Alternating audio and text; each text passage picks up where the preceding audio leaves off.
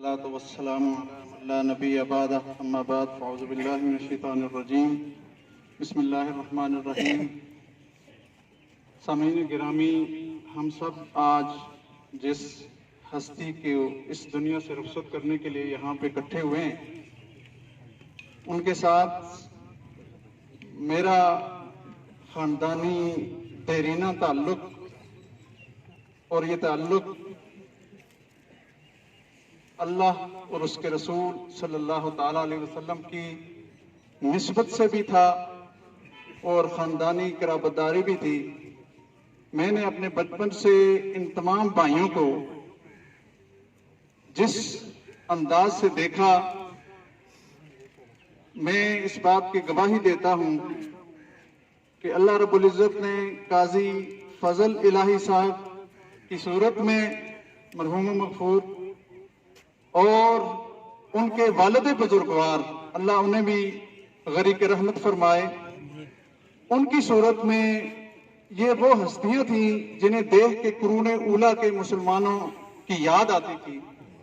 اور اللہ نے انہیں عالم باعمل بنایا تھا۔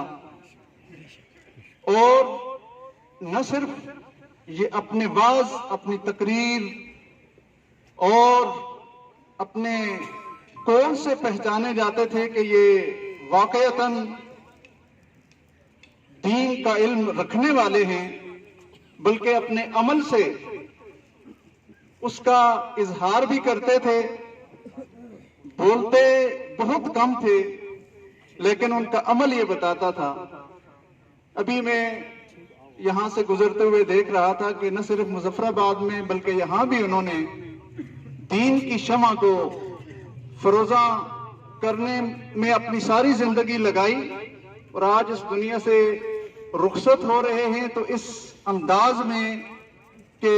صدقہ جاریہ اپنے پیچھے چھوڑ کے جا رہے ہیں،